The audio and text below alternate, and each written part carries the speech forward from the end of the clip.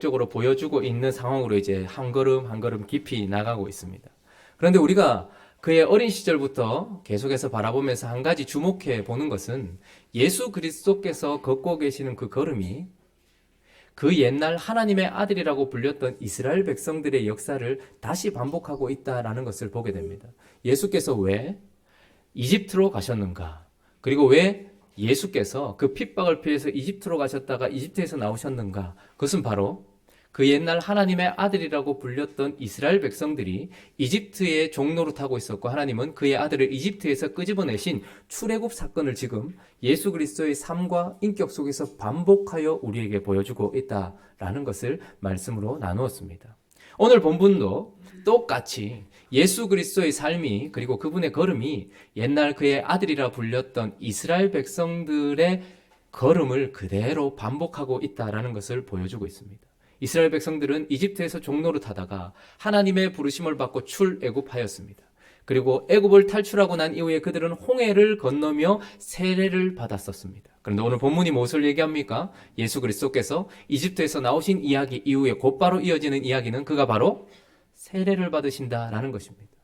이집트에서 종로를 타던 그들이, 바로의 백성이었던 그들이 이집트에서 나와서 홍해를 건너며 세례를 받고 다시 가나안 땅으로 올라가는 그것을 통하여서 이제 그들은 이집트의 종로를 타는 그런 노예가 아니라 하나님의 백성이요 자유민이라 선포되었던 것처럼, 오늘 예수 그리스도께서 성령을 통하여서 세례를 받으시는 이 순간 17절에 보니까 이렇게 말하고 있죠. 17절, 하늘로부터 소리가 있어 말씀하시되 이는 내 사랑하는 아들이요 내 기뻐하는 자라 하시니라.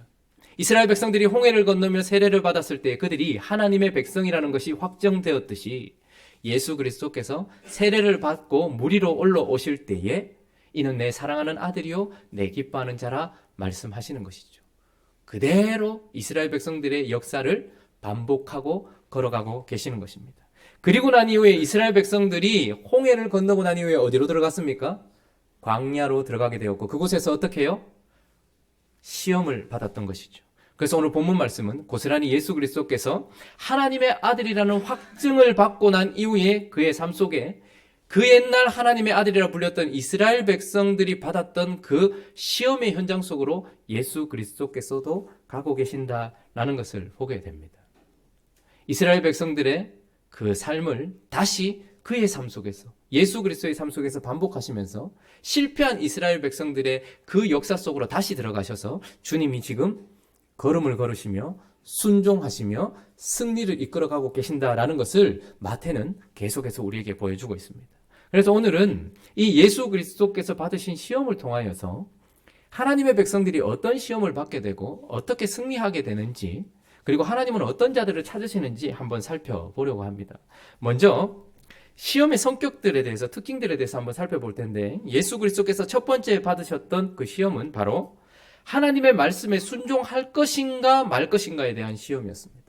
하나님께 순종할 것인가, 하나님이 말씀하신 그 말씀에 순종할 것인가 아닌가에 대한 시험이었던 것이죠. 우리 마태복음 4장 2절부터 4절까지 한번 읽어볼까요? 자, 읽습니다. 시작. 40일을 밤낮으로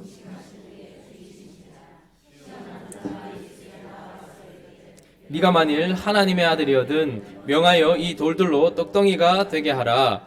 예수께서 대답하여 이르시되 기록되었으되 사람이 떡으로만 살 것이 아니요 하나님의 입으로부터 나오는 모든 말씀으로 살 것이라 하였느니라 하시니. 지금 예수께서 시험을 받으시는데 광야로 들어가셨을 때에 40일을 밤낮으로 뭐 하셨다고요?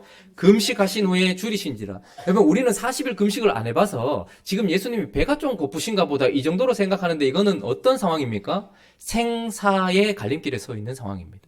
그러니까 죽기 일보 직전인 상황인 것이고, 그때에 시험하는 자가 예수께 나와서 뭐라고 얘기합니까? 금식이 끝나고 난 이후에 이 돌들로 떡을 만들어서 살아라 이 말입니다.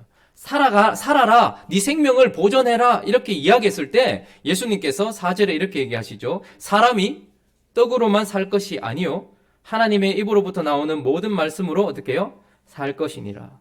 이 말은 무슨 말입니까? 지금 예수님은 죽느냐 사느냐의 문제 앞에 있고, 그 가운데 사탄은 떡으로 네 생명을 보존해라 라고 말했습니다. 그런데 예수께서는 지금 대답하시면서 무슨 얘기를 하는 거 아니까 사람이 죽고 사느냐의 문제는 육신의 떡에 달려있는 것이 아니고 하나님의 말씀에 순종하느냐 그렇지 않느냐에 달려있다라고 지금 대답하고 계시는 것입니다. 많은 사람들이 죽고 사는 문제를 우리가 먹느냐에 달려있는 줄 알고 있습니다. 그래서 사단도 그렇게 우리를 육신적인 존재로 떨어뜨리려고 하고 있었고 예수께 그렇게 시험하였죠. 그런데 예수님은 죽고 사는 문제는 떡을 먹느냐 마느냐의 문제가 결코 아니다. 하나님의 말씀에 순종하느냐 아니냐에 달려있다라고 이야기하는 것이죠. 처음 하나님께서 첫 번째 사람 아담을 지으셨을 때 하나님께서 그에게 어떻게 하십니까? 살게 하시려고 그를 생명으로 만드신 후에 두 가지 명령을 하셨습니다. 하나는 동산 전체에 있는 실과를 네가 임의로 먹어라. 먹고 싶은 대로 먹어라. 그래서 아담은 거기에 있는 열매를 먹음으로써 생명을 유지하게 되었습니다. 그리고 또 한 가지를 약속하셨는데 뭘 명령하셨습니까? 동산 중앙에 있는 실과인 선악과는 먹지 말아라 이렇게 말했습니다. 그러니까 아담은 거기 있는 모든 실과를 먹음으로써 생명을 유지하게 되었고 동산 중앙에 있는 선악과는 먹지 않음으로써 생명을 유지하게 되었지만 그러나 이것은 내가 과일을 먹었느냐 실과를 먹었느냐 먹지 않았느냐의 문제가 아니고 결국은 그것을 먹으라 말씀하시고 먹지 말라 말씀하신 하나님의 말씀에 순종하느냐 아니냐에 생명이 걸려 있었던 것입니다. 그러니까 내가 지금 이 떡을 먹느냐가 내 생명을 유지하는 것이 아니라 그것을 먹으라라고 말씀하신 하나님의 말씀에 순종으로 말미암아 죽고 사는 문제를 얘기하는 거예요. 아담은 죽음이라는 개념을 몰랐습니다.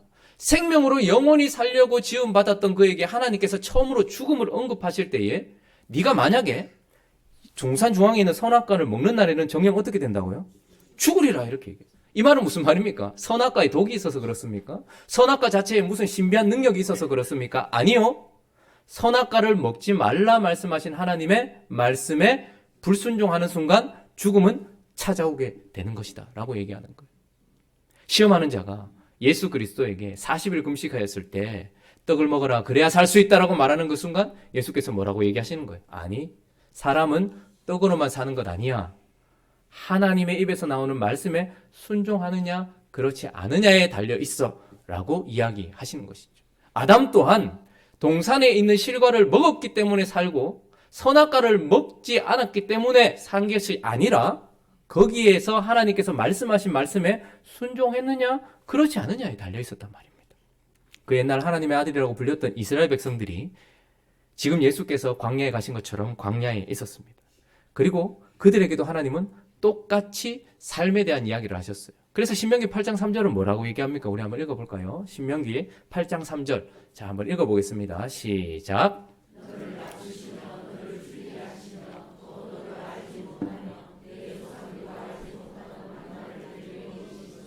사람이 떡으로만 사는 것이 아니요 여호와의 입에서 나오는 모든 말씀으로 사는 줄을 네가 알게 하려 하십니다. 사람은 육신의 생명만 가지고 있는 것 아니야. 사람이 진짜 죽고 사는 문제는 하나님의 말씀에 달려있어, 순종에 달려있어 라는 것을 알게 하시려고 하나님이 그들을 광야로 데리고 가셨고 이스라엘 백성들은 거기에서 뭘 먹고 살았습니까? 하나님의 말씀을 상징하는 하늘로부터 내리는 양식인 만나를 먹었습니다. 40년 가까운 시간을 그들은 땅에 있는 양식을 먹음으로써 살았던 것이 아니라 하나님의 말씀을 상징하는 하늘로부터 내려온 만나를 먹으면서 살았는데 그것은 그들이 만나에 영양가가 있거나 만나가 대단한 음식이었기 때문에 그런 것이 아니라 그 만나를 먹고 살아라라는 하나님의 말씀에 순종했기 때문이다 라고 이야기하는 것이고 그 광야에서 만나를 먹게 하신 이유도 사람이 떡으로만 사는 게 아니라는 것을 가르쳐 주려고 하셨다라는 것입니다. 그래서 이 만나를 먹는 법이 있었어요. 출애굽기 16장은 만나에 대한 이야기가 나오는데 한번 출애굽기 16장 15절부터 우리 30절까지 한번 찬찬히 한번 읽어보죠. 자, 읽습니다. 시작. 이스라엘 자손이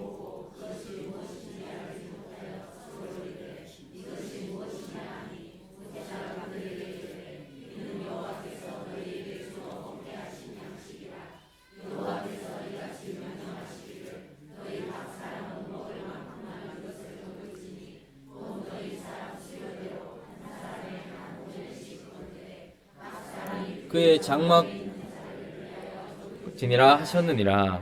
이스라엘 자손이 그같이 하였더니 그 거둔 것이 많기도 하고 적기도 하나 오멜로 되어 본즉 많이 거둔 자도 남음이 없고 적게 거둔 자도 부족함이 없이 각 사람은 먹을 만큼만 거두었더라. 모세가 그들에게 이르기를 아무든지 아침까지 그것을 남겨두지 말라 하였으나 그들이 모세에게 순종하지 아니하고 더러는 아침까지 두었더니 벌레가 생기고 냄새가 난지라. 모세가 그들에게 노하니라.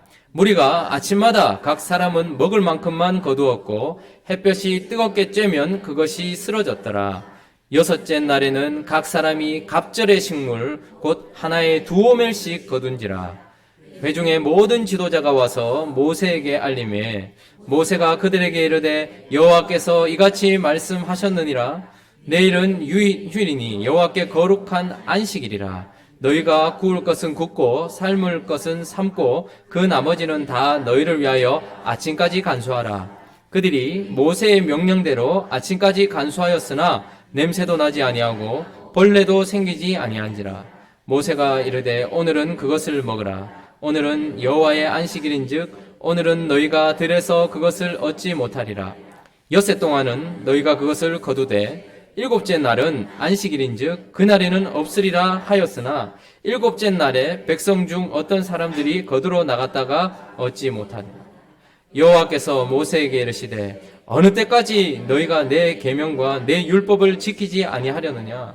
볼지어다 여호와가 너희에게 안식을 주므로 여섯째 날에는 이틀 양식을 너희에게 주는 것이니 너희는 각기 처소에 있고 일곱째 날에는 아무도 그의 처소에서 나오지 말지니라. 그러므로 백성이 일곱째 날에 안식하니라.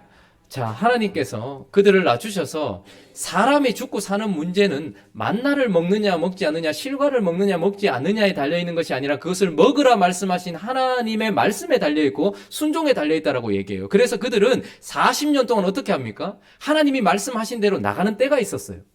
거둘 만큼만 거둬야 되는 양이 있었습니다. 그러니까 자기가 자기 스케줄에 맞춰서 시간을 변경해서 나가면 있습니까? 없습니까? 없는 거예요. 못 먹는 거예요. 그리고 그것을 그 다음 날까지 두면 됩니까? 안 됩니까? 안 되는 거예요. 그리고 여섯째 날에는 며칠분? 이틀분. 그렇게 함으로써 그들은 40년 동안 우리가 죽고 사는 문제는 하나님의 말씀에 순종해서 만나를 먹을 때에 달려있다라는 것을 끊임없이 가르쳤어요. 그런데 그때도 보면 그 다음 날까지 남겨두지 말라고 얘기하는데 어떻게 합니까? 남겨두고 냄새나고 그렇게 보관하는 하나님의 말씀에 불순종하는 사람들이 있었습니다. 일곱째 날에는 나가지 말라고 이야기하는데 또 나가가지고 그것을 거두려고 하는 사람들이 있었습니다. 사람의 생명은 하나님의 말씀에 순종하느냐 순종하지 않느냐에 달려있다라는 것을 광야에 있는 이스라엘 백성들에게 가르치려고 하셨고 그들은 계속해서 불순종하였던 것이죠. 하나님의 아들이 이제 다시 실패한 그들의 역사 속에 들어가셔서 반복하시면서 시험 받으신 것은 바로 이것이었습니다. 하나님의 말씀에 순종할 것이냐 말 것이냐. 생명의 근원이 여기에 있는데 죽고 사는 문제가 여기 있는데 어떻게 할 것이냐 여기에 달려 있었고 예수 그리스도께서는 어떻게 하십니까? 하나님의 말씀으로 기록되었으되 떡으로 사는 것 아니다 라고 말씀하시면서 승리하셨습니다. 두 번째 시험이 나오는데 두 번째 시험은 하나님 자신을 신뢰할 것이냐 라는 것에 대한 시험이었습니다. 하나님을 믿을 것이냐 말 것이냐예요. 하나님께 내 삶을 걸 것이냐 말 것이냐에 대한 시험이었던 것이죠. 자, 우리 5절부터 7절까지 한번 읽어볼까요? 5절부터 7절까지 읽습니다. 시작. 이에 마귀가 세우고 이르되 네가 만일 하나님의 아들이거든 뛰어내리라. 기록되었으되 그가 너를 위하여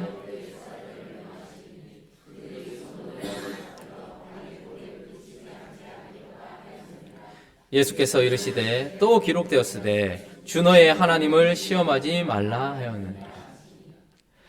하나님의 아들 예수 그리스도께서 이제 광야에서 시험을 받으시다가 마귀가 어디로 데리고 갔다고 얘기합니까? 거룩한 성 그리고 특별히 성전 꼭대기 두 가지 특징이 보여지는데 하나는 거룩한 곳입니다. 그리고 또 하나는 꼭대기다 이렇게 얘기합니다. 이 말은 무슨 말입니까? 거룩이라는 것은 언제나 하나님의 임재가 있는 곳입니다. 하나님이 계신 곳은 언제나 거룩한 곳이었습니다. 그래서 광야에 있었다 할지라도 그곳에 하나님이 계시면 하나님은 어떻게 합니까? 모세에게 이곳은 거룩한 곳이니 내 발에서 신을 벗으라 이야기합니다. 왜 거룩합니까? 하나님이 그곳에 계시기 때문입니다. 하나님이 계신 곳 거룩한 곳이었습니다. 하나님의 임재가 있는 곳이었습니다. 그런데 그곳이 또한 아이러니하게 꼭대기였다 이렇게 얘기합니다. 여러분 성경 꼭대기라는 것은 어떤 것을 의미할까요? 아주 위태로워 보이는 곳, 아주 위험해 보이는 곳, 아주 위기감을 조성하는 곳, 아주 떨리는 곳, 그런 곳으로 지금 예수 그리스도께서 40일 금식하시고 그 높은 곳에 올라가셨다라고 이야기하고 있습니다. 자, 그런데 이곳에서 이제 사단이 어떻게 시험합니까? 뛰어내려서 하나님이 너를 보호해주는지 해주지 않는지 시험해봐라 이렇게 얘기하는 거예요. 지금 이 말은 무슨 말입니까? 우리의 삶 속에 찾아온 위기 상황 가운데서 하나님이 진짜 우리를 도와주실지 한번 시험해보라라는 거예요. 하나님의 성품과 하나님의 하나님 되심에 대한 그 전체적인 믿음을 흔들려고 하는 시험이었다라는 것입니다. 우리가 시험을 받을 때에 우리의 삶 속에도 우리가 똑같은 시험을 받을 때가 있습니다. 평소 때는 괜찮아요. 그런데 우리의 삶 속에 분명히 하나님이 임재해 계신다는 것은 알고 있습니다. 그런데 거기에 꼭대기로 데리고 가셔서 흔들흔들거리면서 내 삶이 완전히 파손될 것 같고 위험해 보이고 너무너무 두려운 상황이 되면 하나님을 향해 원망하기도 하고 하나님을 시험해 봅니다. 하나님 정말 나를 보호해 주실 수 있습니까? 하나님 정말 나를 지켜주십니까? 하나님이 지켜주시면 내가 왜 이런 꼭대기 같은 곳에 올라와 있습니까? 하나님 정말 나를 도와주시는 분 맞습니까? 성경 속에서 봤던 그 성품이 정말 내 삶 속에서도 그대로 나타납니까? 이런 하나님을 시험하는 마음들이 계속해서 오게 되죠. 그런데 예수께서는 어떻게 하십니까? 보호해 주시는 것을 증명하신 것이 아니고 이르시되 기록되었을 때 주 너의 하나님을 어떻게 하래요? 시험하지 말아라 라고 이야기하고 있습니다. 왜요? 당연한 것이기 때문에 그렇습니다. 하나님은 언제나 우리를 보호해 주십니다. 왜요? 거룩한 곳에 우리가 서 있습니다. 하나님이 아니 계시면 모르겠는데 하나님의 성품을 의심하게 되고 하나님이 우리를 붙들어 주신다는 것 자체를 의심하게 되면 그때부터 흔들리는 거예요. 이는 내 사랑하는 아들이요 내 기뻐하는 자라고 말했던 그가 하나님의 아들임에도 불구하고 그리고 하나님이 우리 삶 속에 있는데도 불구하고 위태함이 더 우리에게 실질적으로 느껴져서 하나님의 임재하심보다 위태함이 더 실질적으로 느껴져서 하나님을 믿지 못하면서 시험해보면서 결국은 다른 것을 의지하려고 하는 그 상황들이 되어져 버리는 경우가 많더라는 것이죠. 처음 사람 아담을 유혹했던 사단이 처음에 어떻게 했습니까? 하나님의 성품을 흔들어 버렸어요. 동산에 있는 실과 먹지 마라 하더냐? 아니, 다 먹으라 했는데. 그런데 보니까 중앙에 있는 저거는 먹지 마라 하셨던데. 왜 그랬지? 라는 하나님에 대한 의심이 생기기 시작했던 그 순간. 희한하다. 나는 되게 자유로운 존재인 줄 알았는데. 하나님은 내게 전부를 말씀하신 줄 알았는데. 하나님은 내게 모두를 허락하신 줄 알았는데 왜 저것만은 안 된다고 하셨지? 라는 하나님에 대한 성품에 의심이 들기 시작할 때, 하나님에 대한 어떤 부분에 의심이 들기 시작할 때 시험이 깊숙이 들어와 버리는 것이죠. 하나님의 백성들이라 불렸던 이스라엘 백성들도 광야에서 똑같은 상황 속에 넘어졌던 것을 보게 됩니다. 출애굽기 17장에 보시면 1절부터 7절까지 우리 한번 천천히 한번 읽어볼까요? 자, 읽습니다. 시작. 이스라엘 자손의 온 회중이 여호와의 명령대로 신광야에서 떠나 그 노정대로 행하여 르비딤의 장막을 쳤으나 백성이 마실 물이 없는지라 백성이 모세와 다투어 이르되 우리에게 물을 주어 마시게 하라. 모세가 그들에게 이르되 너희가 어찌하여 나와 다투느냐? 너희가 어찌하여 여호와를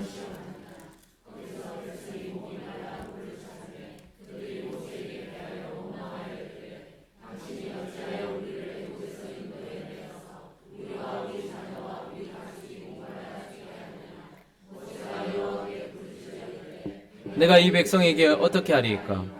그들이 조금 있으면 내게 돌을 던지겠나이다. 여호와께서 모세에게 이르시되 백성 앞을 지나서 이스라엘 장로들을 데리고 나일 강을 치던 내 지팡이를 손에 잡고 가라. 내가 호렙산에 있는 그 반석 위에서 내 앞에 서리니 너는 그 반석을 치라. 그것에서 물이 나오리니 백성이 마시리라. 모세가 이스라엘 장로들의 목전에서 그대로 행하니라. 그가 그곳 이름을 마사 또는 무리바라 불렀으니 이는 이스라엘 자손이 다투었음이요 또는 그들이 여호와를 시험하여 이르기를 여호와께서 우리 중에 계신가 안 계신가 하였습니다. 예수 그리스도께서 받으셨던 시험과 똑같은 시험을 광야에서 이스라엘 백성들이 경험했다는 것을 보게 됩니다. 17장 1절은 이스라엘 자손의 온 회중이 여호와의 명령대로 신광야로 나갔다고 얘기합니다.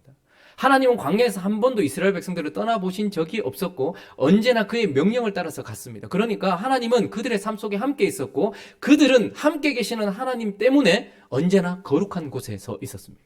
그런데 그곳은 또한 성전 꼭대기처럼 아주 위태한 곳이었습니다. 왜요? 배고픈 상황이 아니고 목마른 상황이었습니다. 배고픈 것은 며칠을 더 참을 수 있지만 목이 마른 상황, 수분이 부족한 상황은 생명과 직결되어 있습니다. 그런데 그곳은 나만 있는 게 아니거든요.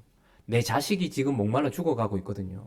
내가 생명처럼 여기는 내 재산들이, 가축들이 지금 목말라 죽어가고 있거든요. 너무 위태해 보이는 거예요. 지금 이대로 가도 되나? 이게 지금 뭐 하는 거냐? 라는 마음이 그들 속에 쑥 들어와 버린 거예요. 내 삶 속에 지금 이게 뭐냐? 라는 마음이 딱 들었을 때 그들이 하나님을 시험하기 시작하는 거예요. 하나님이 계신가 아니 계신가? 정말 불경한 말이죠. 하나님이 계신가 안 계신가? 이건 입에 담을 수 없는 말 아닙니까? 그런데 그들이 하나님이 계신가 안 계신가 시험하여 그래서 그곳을 마사 또는 무리바라 불렀다 이렇게 이야기를 하고 있는 것입니다. 예수 그리스도는 지금 성전 꼭대기 아주 위협적인 상황 속에서 이런 시험을 받았고 그분은 뛰어내려서 천사들이 그의 발을 붙들어 주는 것으로 증명한 것이 아니라 주 너의 하나님을 시험하지 말라. 하나님은 언제나 내 삶 속에 함께하고 계시는 임마누엘의 하나님이다 라는 것을 말씀을 통해서 보여주시며 승리하셨다라는 것을 우리에게 이야기해 주고 있습니다. 또 한 가지 더 시험이 있는데 그것은 바로 하나님만 경배할 것인가 말 것인가. 하나님의 말씀에 생명을 걸고 순종할 것인가 말 것인가. 그리고 내 인생에 찾아오신 그 하나님을 내 삶 전체를 들여 신뢰할 것인가 말 것인가의 싸움인가 동시에 예수께서 마지막에 받으셨던 시험은 그 하나님만 경배할 것인가 말 것인가에 대한 시험이었습니다. 우리가 하나님께 경배한다, 엎드린다 이거를 아주 뭐라 해야 될까요? 형이상학적으로 생각하고 실질적으로 생각하지 않아서 그냥 나는 하나님을 예배합니다, 하나님을 찬양합니다 이렇게 얘기하는데 사실 진짜 그 사람이 하나님을 경배하는가, 하나님께 엎드렸는가, 하나님을 예배하는가는 실질적으로 보여지게 돼 있어요. 무엇으로 보여지냐면 그분이 제시하신 그 길을 가는가 아닌가로 드러나게 되어 있습니다. 그러니까 이 사람이 하나님만 경배하는가 하는 것은 하나님이 주신 그 길을 가는가 가지 않는가로 드러나게 되어 있다라는 말입니다. 8절부터 10절까지 한번 읽어볼까요? 8절부터 10절까지 읽습니다. 시작.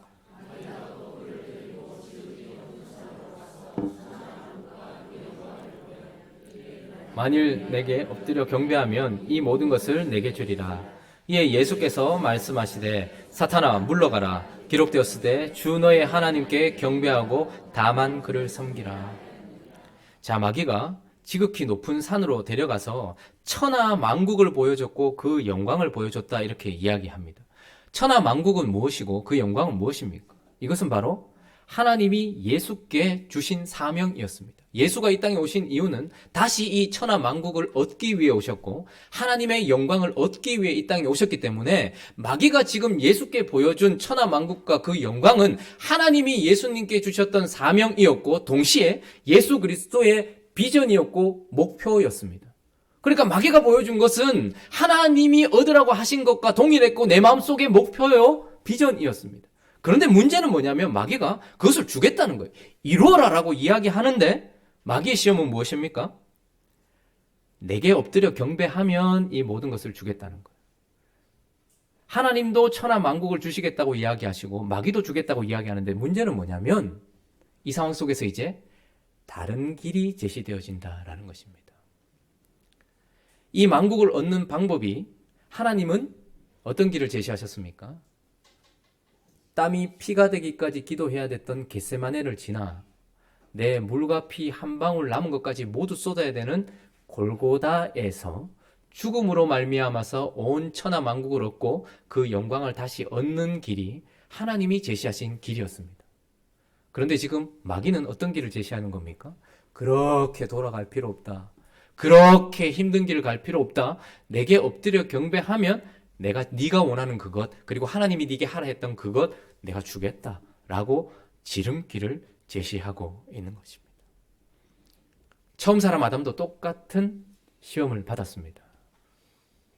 아담이 범죄하는 순간 마귀는 아담에게 이렇게 얘기했죠. 네가 이것을 먹는 날에는 하나님처럼 될 것이다, 이렇게 얘기했어요. 여러분, 이거는 불경스러운 말이라기보다는 하나님도 가지고 계신 비전이었습니다. 그러니까 하나님이 아담을 창조하셨을 때 완벽하게 완전하게 창조되었지만, 온전하게 창조되었지만 과정을 거쳐서 하나님의 아들의 형상에 이르기까지 더 높은 수준으로 올라가게 하시려는 목적을 가지고 계셨습니다. 그러니까 창조된 아담은 하나님이 제시하시는 하나님과의 교제, 그리고 하나님이 주신 생명나무 실과를 먹음으로 하나님의 아들의 높은 자리까지 가도록 하나님께서 그렇게 계획하고 계셨던 사람이었습니다. 그런데 그 길이 뭐라고요? 아담이 하나님의 아들 예수 그리스도처럼 되는 그 길을 하나님은 하나님과의 동행, 하나님께 대한 순종, 그리고 하나님이 말씀하신 생명나무 실과를 먹음으로써 그렇게 하나님처럼 되기를 바라셨단 말입니다. 그런데 그 순간에 사단은 아담에게 어떤 요구를 한 것입니까? 그래 할 필요 없다. 그렇게 돌아갈 필요 없다. 선악과를 먹어라. 먹는 날에 네가 바로 하나님처럼 될 것이다 라고 얘기하면서 지름길을 준 거예요. 그러니까 같은 목표를 이루는데 하나님은 목표만 주시는 것이 아니라 그 목표를 향해 가는 길을 주시는 분이고, 하나님을 경배하는 사람의 삶의 특징은 그 길을 통하여서 그 목적을 이루는 것이다 라고 이야기하는 거예요. 그런데 마귀는 하나님께서 주신 그 목적을 우리에게 제시하면서 지름길을 우리에게 주게 되는 것이죠. 근데 예수께서는 어떻게 하십니까? 그 길을 가지 않습니다. 그에게 있어서 목적은 내가 혹 돌아가다가 그것을 이루지 못하고 혹 내가 하지 못한다 할지라도 나의 최종 목표는 그 길에 있는 거라는 거예요. 다만 그를 섬기는 거라는 거예요. 내가 혹 이 길을 가다가 끝까지 가지 못한다 할지라도 나는 그 길 위에서 죽는 것, 하나님께만 경배하고 다만 그를 섬기는 것, 이것이 내가 가진 목표다라고 이야기를 하고 있는 것입니다. 하나님의 아들이라고 불려졌던 이스라엘 백성들이 광야에서 받았던 시험도 마찬가지였습니다. 민수기 21장 4절을 한번 읽어볼까요? 자, 민수기 21장 4절 읽습니다. 시작.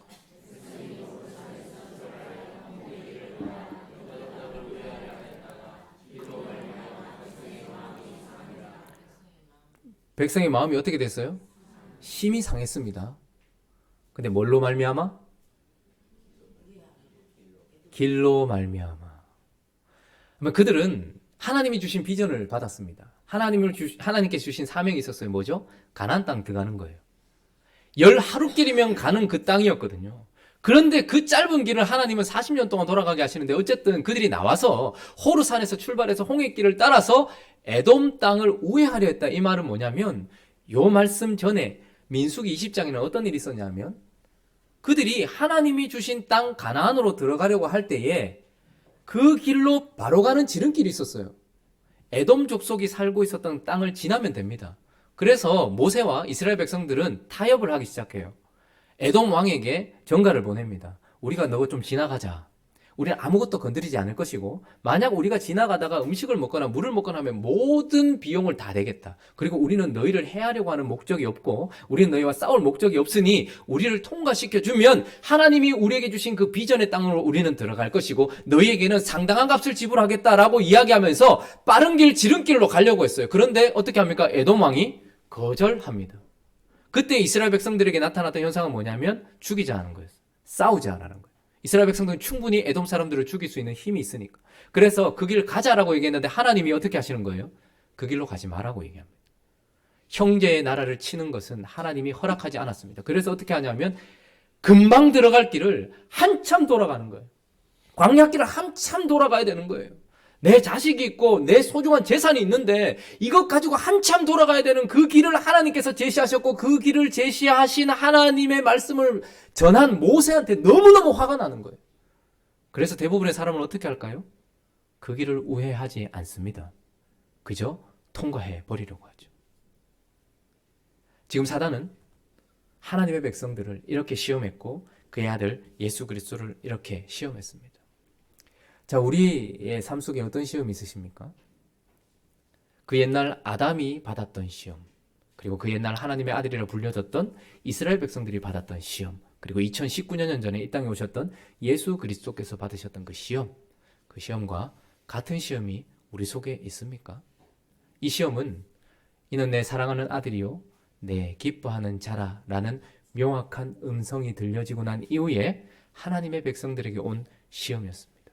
그리고 예수 그리스도는 아담이 실패했고 하나님의 아들이라 불렸던 이스라엘이 실패한 그들의 역사를 다시 자신의 삶의 역사에서 반복해서 찾아가셔서 순종하시고 승리하신다라고 우리에게 말해주시고, 그래서 우리가 실패한 우리의 실패를 상쇄시켜 주실 뿐만 아니라 우리가 하나님께 드려야 될 그 순종을 그분이 대신 이루셔서 우리를 구원하시는 분이다 라고 이야기를 하고 있는 거예요. 그래서 이제 그분이 본격적으로 그분의 사역을 시작하시면서 하는 일이 있습니다. 바로 그의 백성들을 부르는 거예요. 예수 그리스도께서 드디어 말씀을 선포하시고 비로소 전파하여 이르시되 회개하라 천국이 가까웠다라고 말씀하시면서 이제 그의 백성들을 부르고 있는 거예요. 자, 그러면 승리하신 예수 그리스도의 생명을 가지고서 그의 백성이 된 자들, 그의 백성인 자, 그의 부름을 받는 자, 그들의 특징이 고스란히 이렇게 시험 속에서 역사하셨던 예수 그리스도와 같은 행동을 하고 있는 사람들이라는 것을 우리가 보게 됩니다. 자, 19절부터 22절까지 한번 읽어볼까요? 하나님이 부르시는 사람, 승리하신 예수 그리스도께서 부르셔서 자신의 백성이라고 말하시는 그런 사람이 어떤 사람인가를 19절부터 22절에 얘기해주고 있는데, 자, 한번 읽어보겠습니다. 시작.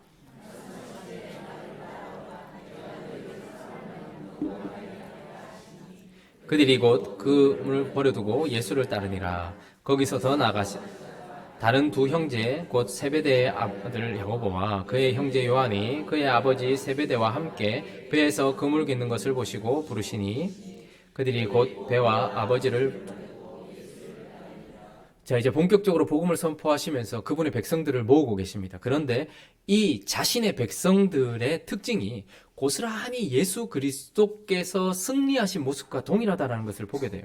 19절에 보니까 시작을 어떻게 합니까? 19절에 말씀하시되, 하나님이 말씀하셨어요. 하나님의 아들 예수 그리스도께서 말씀하셨어요. 그러나 우리 눈에 보기에는 누굽니까? 나사렛 사람입니다. 보잘것없고 조롱할 만한 아무것도 없는 나사렛 사람, 그가 나를 따라오라 라고 말했을 때에 부른 그들이 어떻게 합니까? 따라갔습니다.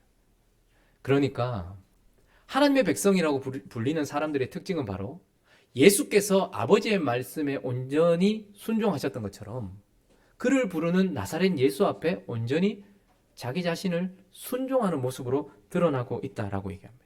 예수를 따르니라. 22절도 예수를 따르니라 이야기합니다. 그 말씀을 듣고서 따라간다. 이 첫 번째 시험을 이기신 예수 그리스도와 똑같은 모습을 우리에게 보여주고 있습니다. 두 번째는 그들이 따라가되 어떤 모습으로 따라가는가. 20절에 보니까 그냥 따라가지 않고 뭐라고 얘기합니까? 그물을 버려두고. 21절도 22절도 그들이 배와 아버지를 버려두고. 이 말은 무슨 말입니까? 예수를 따라가려고 하면 생활을 정리해야 된다 이 말입니까? 다 끝내야 된다. 이 생과 모든 것을 다 끊어야 된다. 인연을 끊어야 된다. 재산 정리해야 된다. 지금 이 말입니까? 그들은 예수를 따라가되 어부였던 그들이 그물을 버렸다라는 것은 그들의 신뢰의 대상을 바꾸었다는 말입니다. 내가 이 그물 버리고 주님 따라가도 그분이 나를 붙들어 주실 것이라는 신뢰의 대상이 바뀌었다는 거예요. 지금까지 뭘 믿고 살았습니까? 그물 믿고 살았거든요.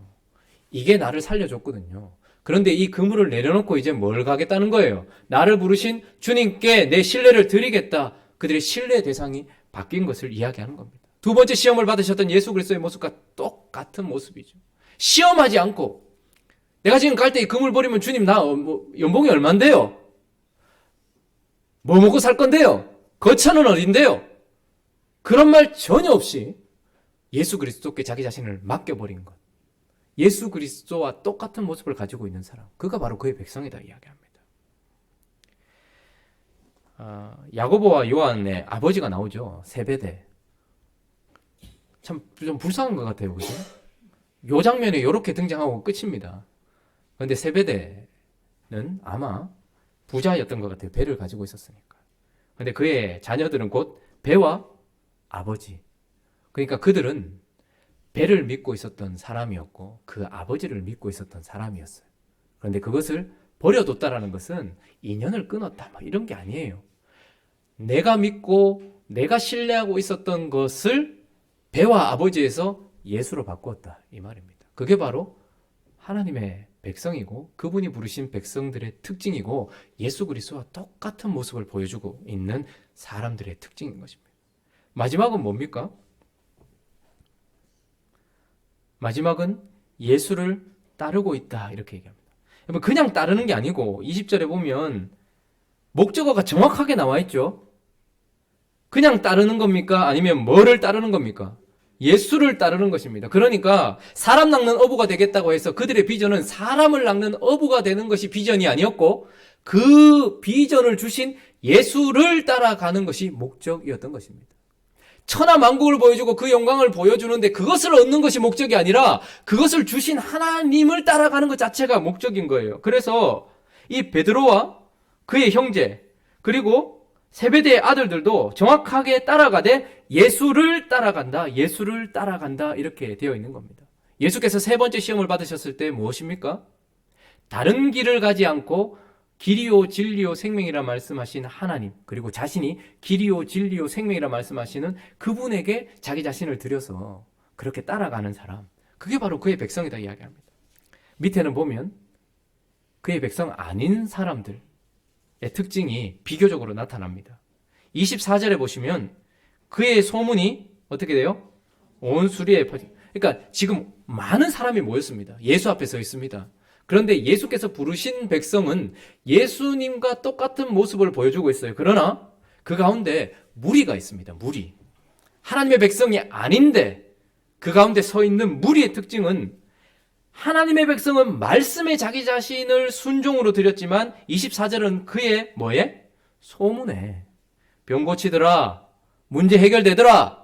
여기에 자기 자신을 드린 사람들이었고 25절에 보면 자, 25절 한번 읽어볼까요? 25절 있습니다. 시작. 갈릴리와 데가볼리와 예루살렘과 유대와 요단강 건너편에서 수많은 무리가 따르다. 자, 전혀 다르죠. 수많은 무리가 따라요. 근데 따르는데 그들이 따라갈 때에 신뢰 대상을 바꿨다라는 형용사나 어떤 그런 부사구가 전혀 없습니다. 이들은 그물, 배, 아버지를 버려두었지만 무리는 그냥 따르고 있는 거예요. 언제든지 내 신뢰 대상을 바꿀 수 있는 상태라는 것을 보여주고 있고 무리가 그 다음 뭐죠? 그냥 무리가 어떻게 해요? 따르니라 이렇게 돼 있어요. 그러나 하나님의 백성들은 예수를 따르니라. 예수를 따르니라. 이렇게 되어 있는 것이죠. 승리하신 예수 그리스도께서 이제 본격적으로 사역을 시작하시면서 자신의 백성들을 부르고 계시고 자신의 백성들의 특징은 바로 이 수많은 무리들과는 다르게 예수 그리스도와 같은 모습을 보여주고 있다고 얘기합니다. 지금도 동일하게 승리하신 예수 그리스도께서는 우리를 부르고 계시고 이 땅에서 자기의 백성을 부르고 계십니다. 오늘 이 아침에 우리 자신을 한번 살펴보기를 원합니다. 시험 받으셨던 예수 그리스도께서 그 시험을 이기신 방식과 똑같은 삶의 형태가 그리고 그분의 승리가 내 속에 있는가? 나는 그분이 부르신 그의 백성이 맞는가? 나는 말씀에 순종하는 것이 죽고 사는 문제라는 것을 알고 그래서 순종으로 내 삶을 드리고 있는 그분의 백성인가? 아니면 소문 듣고 따라다니면서 언제든지 다른 순종을 할 수 있는 사람인가? 나는 내 신뢰 대상을 바꿨는가? 여러분 그거 없으면 죽을 것 같은 것 아직까지 남아있다면 나는 그분의 백성 아닌 거예요. 그거 없으면 안 될 것 같으면 그거 버릴 때까지 주님 앞에 서 있어야 되는 것입니다. 예수는 온전히 하나님께 신뢰의 대상을 바꾸었던 분이었습니다. 그의 백성들은 온전히 자신의 신뢰를 하나님께 바꾸어서 시험하지 않았습니다. 내가 거기 가면 살 수 있을까요? 부르심만 점검이 된다면, 하나님께서 내게 하라 하신 것만 맞다면 뒤에 재보지 않고 하나님의 말씀에 순종해서 신뢰의 대상을 바꾸어서 하나님을 시험하지 않는 자, 내가 거기 가서 있으면 노후는 어떻게 됩니까? 내가 지금 여기서 하나님 말씀에 순종하면 내 직장은 어떻게 됩니까? 내가 만약에 하나님 말씀에 지금 순종하면 내 가족은 어떻게 되며 하나님 앞으로 어떻게 하실 겁니까? 라고 시험하지 않는 사람이 그의 백성이다 이야기하고 있습니다. 신뢰의 대상이 바뀌셨습니까? 그리고 여러분들의 목표는 무엇입니까? 천하만국을 보여주고 그 영광을 보여준 것, 가나안 땅을 보여준 것, 그리고 행복한 우리 교회, 그리고 각자의 삶 속에 보여준 것, 그건 하나님께서 주신 것일 겁니다. 그런데 그것을 이루기 위하여서 하나님이 주신 길을 보고 있습니까? 혹 내가 이 길로 가다가 안 될 것 같아도 그 길에서 죽을 각오가 되어 있냐 이 말입니다.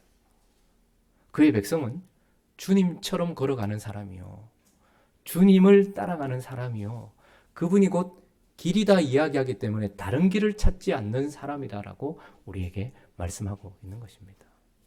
저는 행복한 우리 교회가 이런 사람들로 모여 있다라고 믿습니다. 그 확신 가지고서 부족한 부분이 있다면 주의 은혜를 구하면서 2019년은 시험 받음으로 말미암아서 시험 받기 전에 이는 내 사랑하는 아들이요 내 기뻐하는 자라고 말씀하셨던 것이 시험 이후에 완전히 증명된 것처럼 우리에게 온 시험과 우리에게 있는 이 삶으로 말미암아서 우리 또한 예수 그리스도의 백성이며 하나님의 아들이라는 것을 보여주는, 증명하는 삶이 되는, 그래서 하나님이면 충분하다고 고백하는 주의 백성 되시기를 예수 그리스도의 이름으로 축원합니다. 우리 같이 한번 찬양하고 기도하도록 하죠.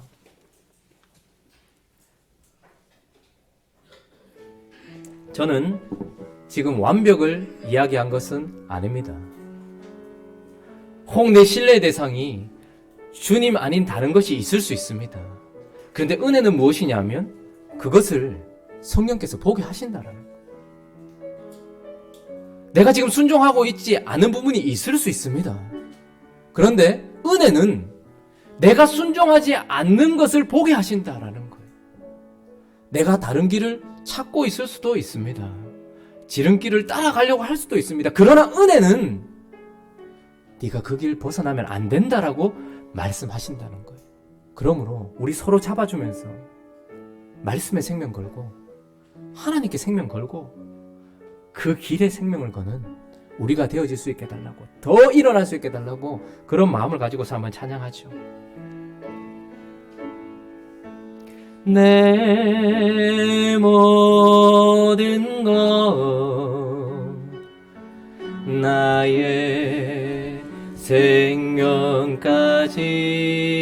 생명까지 다 주님 앞에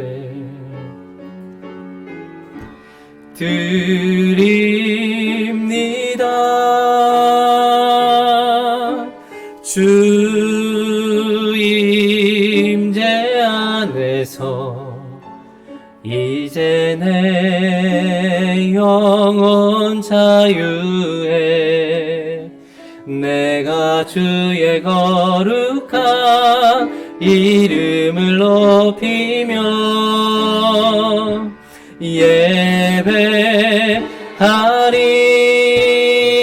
예배하리 어린 양 찬양하리 내 평생 그 하나로 충분해요. 어린 양 찬양하리 내가 주의 임재 안에서 내가 주의 임재 안에서 내 모든 것 내 모든 것 나의 생명까지 나의 생명까지 다 주님 앞에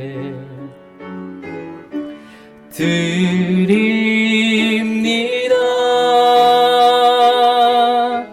주 임재 안에서 이제 내 영혼 건 자유해. 내가 주의 거룩한 이름을 높이며 예배하리.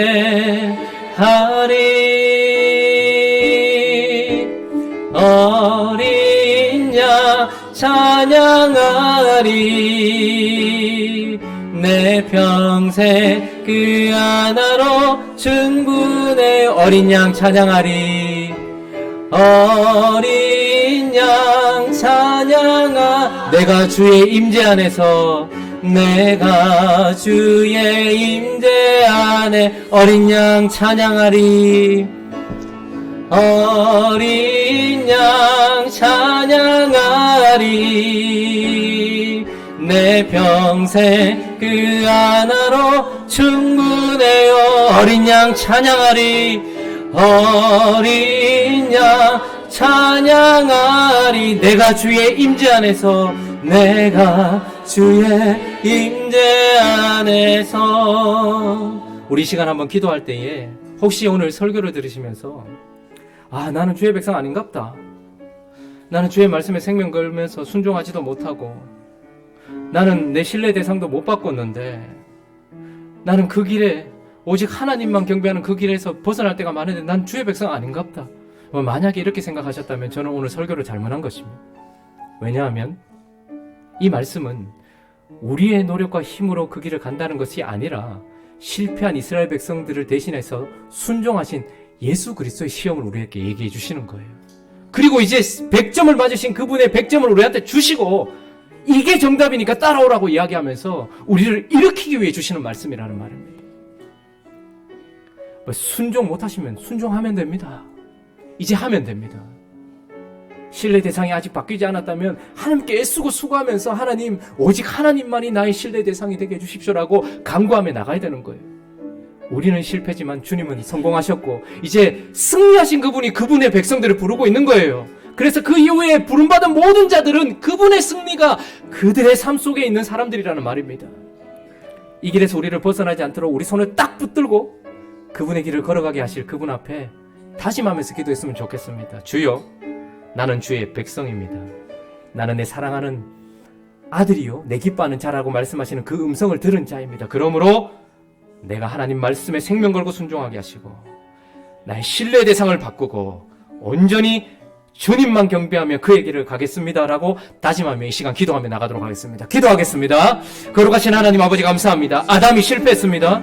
하나님, 이스라엘 백성들이 실패했습니다. 그러나 2019년 전에 우리의 두 번째 아담이 되시고 내가 되셔서 오신 예수 그리스도께서 내가 실패한 그 자리에 가셔서 성공하셨습니다. 이제 그분이 이야기하십니다. 사람이 떡으로만 사는 것 아니요 하나님의 입에서 나오는 모든 말씀으로 살 것이야. 내가 승리했다라고 말씀하십니다. 예수께서 이르시되 또 기록되었을 때 주 너의 하나님을 시험하지 말라라고 말씀하시며 사단을 이기시고 그 머리를 박살내신 예수 그리스도께서 이제 우리를 부르고 계십니다. 이제 그분이 모든 것을 승리하시고 이제 비로소 천국 말씀을 전하시면서 우리를 이끌어가고 있다고 이야기합니다. 하나님, 내게 엎드려 경배하면 이 모든 것 주께. 우리는 이 수많은 유혹들을 받습니다. 조금만 거짓말 시키면 내게 이익이 떨어지고 조금만 돌아가지 않고 직진하면 내게 이익이 떨어지니까. 그런데 하나님, 예수 그리스도께서는 사단아 물러가라, 기록되었을 때 주 너의 하나님께만 경배하고 그를 섬기라라고 말하며 승리하신 예수 그리스도께서 이제 우리를 자기 백성 삼으시면서 그분의 승리를 우리에게 전가시키면서 가자라고 이야기합니다. 걸음마도 떼지 못하는 우리, 끊임없이 실패하는 우리, 그 길에서 벗어나서 상처받는 우리, 그러나 이제 예수 그리스도께서 내가 곧 길이다, 너는 나와 함께 있다라고 말씀하시고 내가 곧 진리다, 그 말씀이 네 안에서 적용될 거라 말씀하시고 내가 곧 생명이다 말씀하시며 그 생명을 우리에게 주시는 하나님 참으로 감사합니다. 하나님 아버지, 이것은 우리가 애쓰고 수고해서 얻는 것이 아니라 애쓰고 수고하신 예수 그리스도께서 우리에게 덧입혀 주시는 것임을 기억하면서 하나님 도와주셔서 우리가 그 길 걸어갈 수 있도록 주님 우리를 인도하여 주시기를 원합니다. 행복한 우리 교회 어떤 길을 걸어가고 있는지 점검할 수 있도록 도와주십시오. 행복한 우리 교회 무엇에 신뢰의 근거를 두고 있는지 돌아볼 수 있도록 도와주십시오. 행복한 우리 교회 말씀에 순종하고 있는지 돌아볼 수 있도록 주님 인도하여 주셔서 온전히 하나님 앞에 순종하며 걸어가는 우리가 되어 수 있도록 주께서 축복하여 주시옵소서. 오늘 이 아침에 은혜는 하나님께서 우리에게 비춰주시는 것인데 그 은혜를 비춰주십시오. 그 길에서 벗어날 때마다 비춰주십시오. 하나님 함께하여 주시옵소서. 우리 시간에 한 번 더 기도하며 나아갈 때에 성령께서 내가 생명걸어야 될 말씀에 순종하지 못하고 있는 부분이 무엇인지 비춰주시고 걸어갈 수 있도록 힘달라고 기도했으면 좋겠습니다. 성령께서 내가 버려야 될 그물은 무엇이며 내가 버려야 될 배나 내가 의지하고 있는 아버지가 무엇인지 비춰주셔서 그것보다 훨씬 힘있고 능력 있으신 내가 시험해보지 않아도 나를 붙들어 주실 하나님께 신뢰의 대상을 바꿀 수 있도록 혹시 내가 그것이 무엇인지 비춰달라고 기도했으면 좋겠습니다. 마지막 한 가지 더 기도할 때에 나는 그 길 가고 있는가? 아니면 길 때문에 원망하고 있는가? 가긴 가더라도 끌려가고 있는가? 아니면 하나님이 가라 하신 그 길, 그곳이 내 땀이 피가 되도록 기도해야 되는 자리를 할지라도 피하지 아니하고 그 길로 가며 내 물 한 방울 피 한 방울 다 흘려야 되는 그 고통의 자리를 할지라도 그 길에서 벗어나지 않기로 작정하는 길, 내가 그 길 걸어갈 수 있게 달라고 이 시간에 비춰주실 뿐만 아니라 그 힘도 달라고 우리 함께 다시 한번 우리 자신을 위해서 기도하며 나가도록 하겠습니다. 기도하겠습니다. 거룩하신 하나님, 우리는 너무 불순종이 익숙해 있는 사람들입니다. 우리의 죽고 사는 문제는 떡을 먹느냐 먹지 않았느냐 40일 금식했냐 안 했느냐에 달려있는 것이 아니라 하나님의 말씀에 순종했냐 그렇지 않느냐에 달려있습니다. 오늘도 우리에게 주어지는 그 상황 속에서 주의 말씀에 순종할 수 있도록 주여 역사하여 주시옵소서. 주의 말씀에 순종할 수 있도록 주여 역사하여 주시옵소서. 지금 내가 순종해야 될 부분이 무엇인지, 내가 지금 하나님 앞에 드려야 될 순종의 자리가 무엇인지 우리에게 비춰주십시오. 그리고 말씀으로 그것을 이기신 예수 그리스도와 함께 걸어갈 수 있도록 주여 도와주시기를 원합니다. 하나님, 우리는 두 개 다 걸치고 있는 것 아닙니까? 그물도 붙들고 있고 배도 버리지 않으면서 하나님이 정말 나 살려주실 건지, 하나님 정말 나 살게 하실 건지, 하나님 나 책임지실 건지, 하나님이 계신지 아니 계신지 시험하고 있는 불경한 자는 아닙니까? 하나님 우리 가운데 계시지요. 이것을 믿음으로 받아 하나님께 나아갈 수 있도록 주여 역사하여 주시옵소서. 사랑하는 하나님 아버지, 우리가 하나님께 예배하고 경배한다는 것은 주님이 내게 주신 길을 그대로 간다는 겁니다. 불편해도 가야지요. 힘들어도 가야지요. 상처받아도 가야지요. 실패한다는 소리를 들어도 가야지요. 아버지, 그 길 벗어나지 않도록 우리를 붙들어 주시기를 원합니다. 우리 힘없고 우리 능력 없는 거 아시죠? 그러나 하나님, 우리에게 다른 길 가게 하셨는데 이 길 하나님께서 보여주신 비전 붙들고 나아갈 수 있도록 도와주십시오. 그러나 그 비전 자체가 우리의 목표가 되지 않도록 해주십시오. 좋은 교회가 되겠다, 아름다운 교회가 되겠다, 이것 자체가 목표가 되는 것이 아니라 그런 교회가 되게 하시려고 하나님께서 우리에게 가게 하시는 그 길, 그래서 우리는 주를 따라가는 자, 예수를 따르는 자 되어질 수 있도록 주님 인도하여 주시기를 원합니다. 불편하고 늦어지고 손해본다 할지라도 그 길 걸어가는 우리가 되어지게 하여 주옵소서. 성령 하나님, 그런 삶 살게 하여 주시옵소서. 거룩하신 하나님, 참 감사합니다. 실패한 아담과 넘어진 이스라엘의 그 역사는 우리 속에서도 반복되고 있습니다. 그러나 예수 그리스도께서 친히 우리 속에 오시고 역사 속에 오셔서 실패했고 넘어졌고 그리고 실패할 우리가 되셔서 다시 그 역사를 반복하시면서 승리하셨고 이제 그 승리를 우리에게 적용시켜 주십니다. 사람이 떡으로만 사는 것 아니다. 너의 생명은 순종에 달려있다. 내가 그렇게 살았고 너를 그렇게 살게 할 것이다. 주 너의 하나님이 계신지 아니 계신지 시험하지 말아라. 언제나 네가 서 있는 곳은 거룩하다. 왜냐하면 내가 너를 떠나지 않기 때문이다. 내가 이긴 것처럼 너희를 이기게 할 것이다. 만일 내게 엎드려 경배하면 이 모든 것을 내게 주리라. 이 달콤한 시험 가운데 우리가 얼마나 많이 넘어졌는지 모르겠지만 그러나 주님은 얘기하십니다. 사탄아, 물러가라. 주 너의 하나님께 경배하고 다만 그를 섬기라. 우리는 이런 선포를 하며 이런 걸음을 걸어갈 힘이 없지만 그러나 그렇게 승리하신 주님이 우리를 붙들고 그렇게 승리하게 하실 줄 믿습니다. 우리에게 힘주시고 은혜 주셔서 제자들이, 그의 백성들이 그물을 버려두고 말씀을 따라 예수를 따르니라라고 그렇게 삶을 시작하였고 그렇게 걸어갈 수 있게 하셨던 것처럼 우리 또한 그렇게 걸어가게 하실 주님을 붙들면서 나아갈 수 있도록 주님 은혜 베풀어 주시옵소서. 주의 임재 안에서 거룩한 삶 살아가며 내 평생 그 하나로 충분하다 고백하며 걸어가는 행복한 우리 교회 되게 하여 주시옵소서. 사랑하는 하나님, 우리 조금 다른 길 걸어가고 있습니다. 새로 시작했습니다. 우리 교회의 생명이, 그리고 교회 한 분 한 분의 생명이 주의 말씀에 순종하느냐 그렇지 않느냐에 달려 있습니다. 우리 이곳에 오라 하셔서 오신 거라 믿어서 그 말에 순종했습니다. 주께서 우리를 끝까지 붙들어 주시옵소서.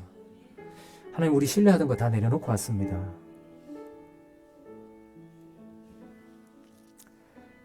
주님만이 우리의 신뢰이기에 다 내려놓고 왔지만, 그러나 우리는 시험하지 않도록 해주시고 주님이 우리를 붙들어 주실 줄 믿습니다.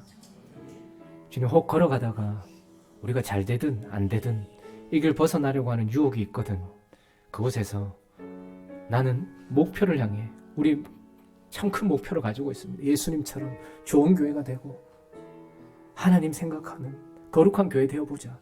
그러나 이 목표 우리를 이룰 힘이 없고, 혹 이 목표 자체가 우리의 비전이 되어져 버릴 때도 있을 텐데, 혹 그거 이루지 못하더라도 우리가 그 길 위에 서 있을 수 있도록 도와주십시오. 그래서 좋은 교회 되는 것이 비전이 아니라 예수를 따르는 것이 비전이 되는 교회가 되어질 수 있도록 주께서 축복하여 주십시오. 보잘것없는 사람들이 주님 따라가고 있습니다. 그러나 우리를 부르고 계시고 우리를 붙들고 계신 주님이 만왕의 왕이시니 행복한 우리 교회 성도들 한 분 한 분 붙들어 주시옵시고 성령으로 충만하게 하여 주시옵시고 은혜로 채워 주시옵소서. 그런 삶을 살게 하실 줄 믿고 내 평생 그 하나로 충분하다고 했던 이 고백도 주님의 은혜로 시작되었으니 이루어 주실 줄 믿고 감사를 드리며 우리 주 예수 그리스도의 이름으로 기도드립니다. 아멘.